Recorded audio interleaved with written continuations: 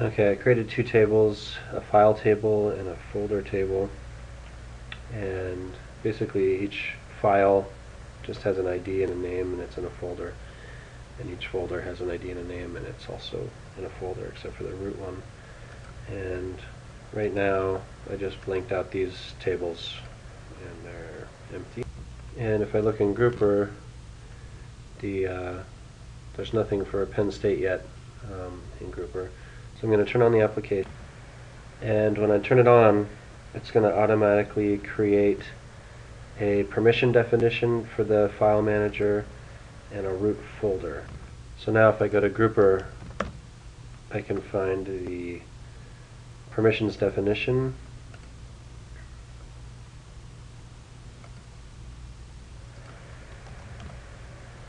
and I can find the root folder.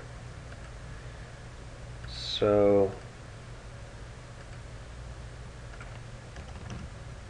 if I look at the permission definition, it's a pretty standard definition. I made a folder, PSU apps file manager, and then inside this application would have a permissions folder. This is the definition. The type of it is permission. You can assign it to a group, which in this case will be a role or a membership in that group, and that's how you assign individual permissions that aren't assigned to other people in the role. And that's pretty much it. If you look at the actions that were created, you'll see that there is create, which means I can create files or folders inside of a folder, and read, which means I can read the files inside of a folder. Also, there was a role created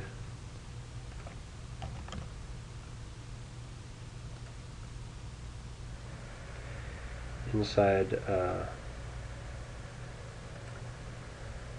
PSU apps file manager roles, file manager user, and basically this is just for normal users. I'll create another role in here called sysadmin, but for now we don't need it. I had it created, but let me clear it out so that's not there anymore. So now in the application, I can backdoor as either grouper system, which is the all-knowing user, or any of these test users. And if I go to a test user, you'll see that I'm not allowed to create files or folders, and I'm not allowed to see any files or folders. And basically all these, no users right now have any permissions to do anything except the all-knowing user. So now let me create some folders. User inside root, var inside root,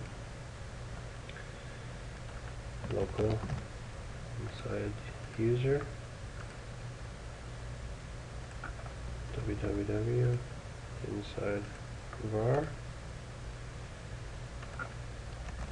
bin inside user local,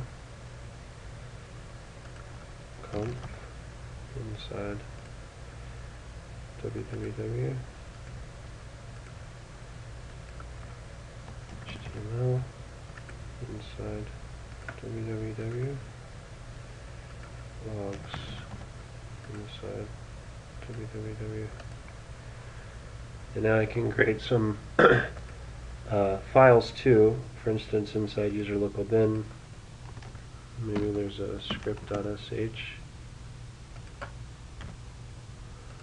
file, and under conf we have httpd.conf,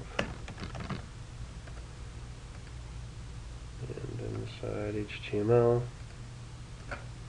we've got an index page, and inside logs we've got the access log.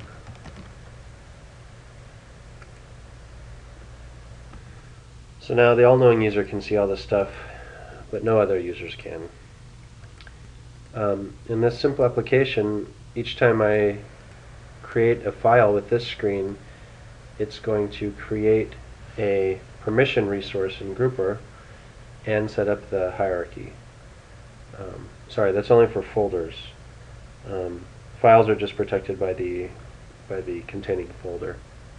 So if I'm going to look in grouper again, I can go to the attribute name and look up PSU, and I see that all the folders are now permission resources. And each permission resource is linked up to that permission definition that I showed earlier. In addition, if you look at one of the permission resources, you can see a hierarchy which shows which permission resources inherit from others, or which imply others. So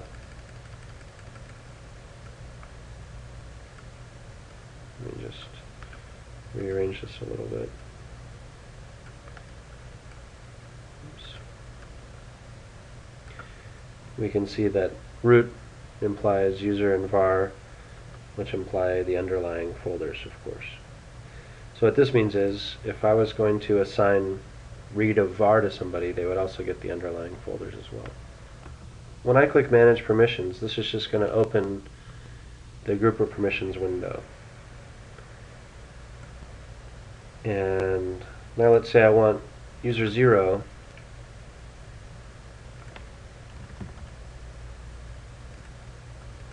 in role file manager user to be able to see all the www directories. So I will assign the base directory, and let's say we want read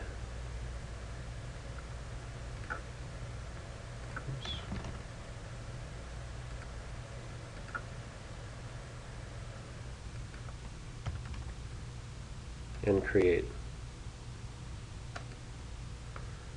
So now if I look at what user 0 has,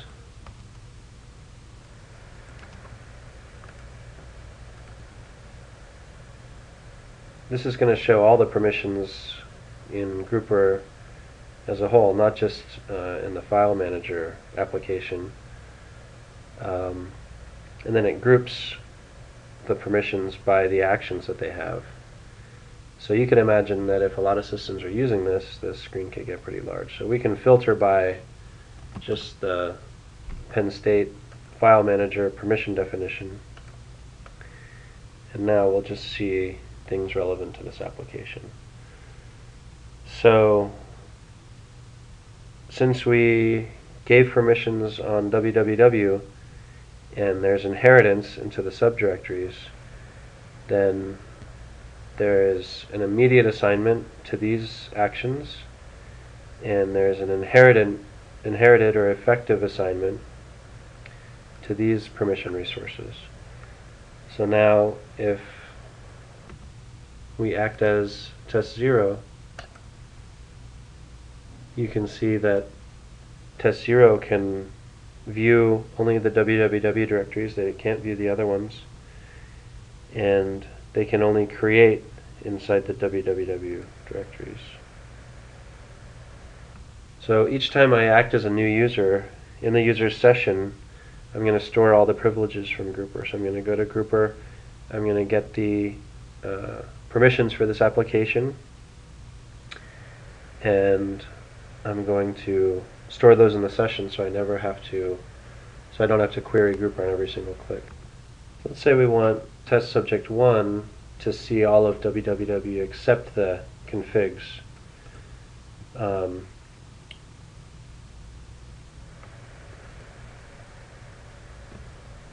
We can go to the grouper permission screen, assign an entity permission on test subject 1 for the role file manager user, www, allow,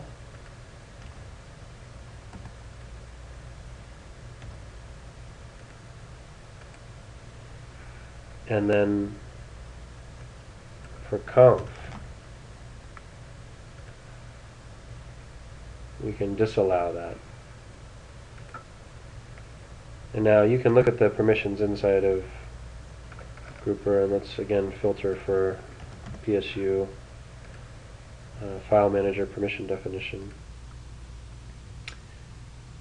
And you can see that,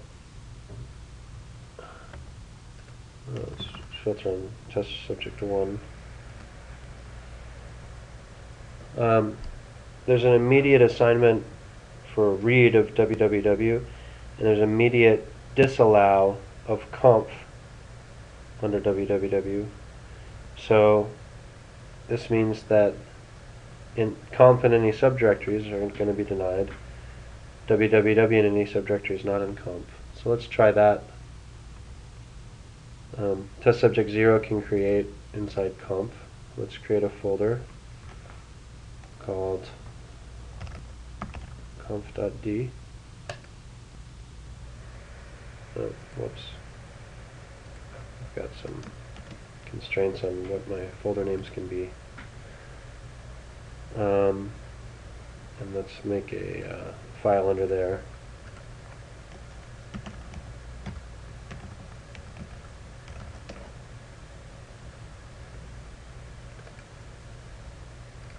Oops.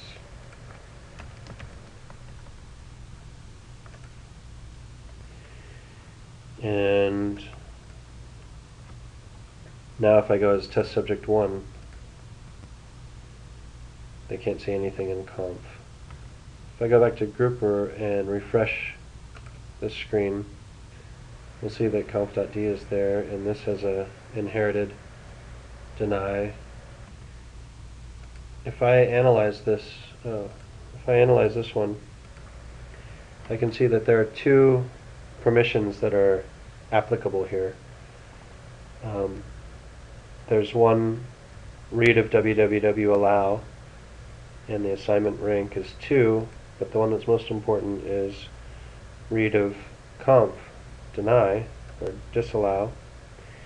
And the reason that the number 2 one is lower is an inherited resource assignment of depth 1 is ranked higher than one of depth 2. So the depth is how many hops away it is.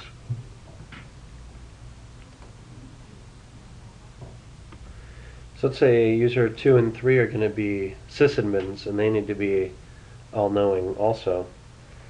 So we can create a new role for them since there are multiple users that need it.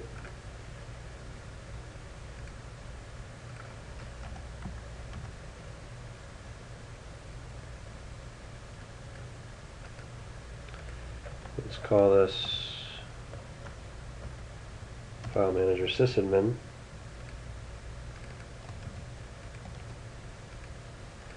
We can put a description so people know what it is. These are all-powerful users in the PSU file manager application. And we don't want everyone to be able to read it.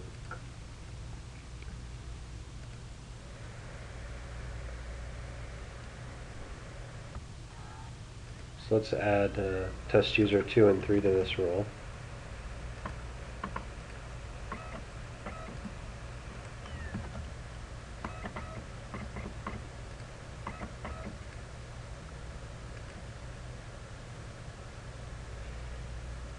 And let's add a new action.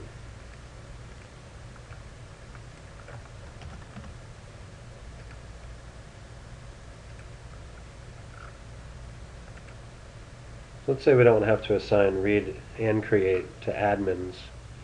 So let's add an action called admin. And we can say that this action is going to imply the other two actions.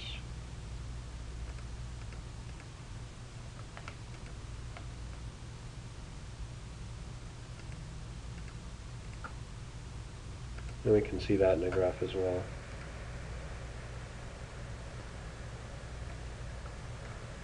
So if you have admin, you have read, and you have create. So now let's go to the permission screen.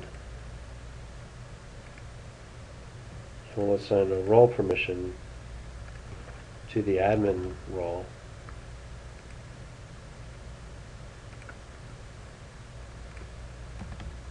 And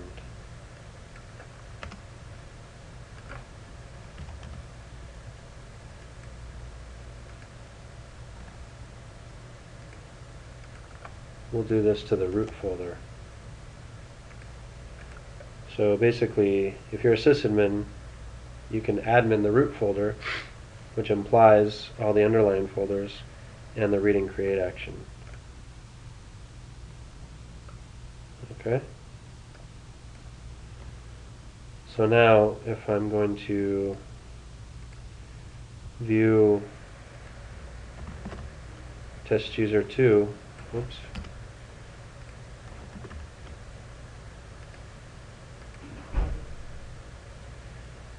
I will see that they don't have any immediate privileges. There are no checkboxes here, but they have some effective privileges because they're assigned to a role that has that privilege. So I can click on any of these and analyze it, and it'll say that there's a role permission on the sysadmin role of admin for root. And so since there's some inheritance there that brings you down to this resource, that's allowed. So now if I go back to the Penn State file manager and I backdoor as this user, subject 2 can see all folders and files, and subject 3 can see all folders and files, and create under all folders and files, and the other subjects cannot.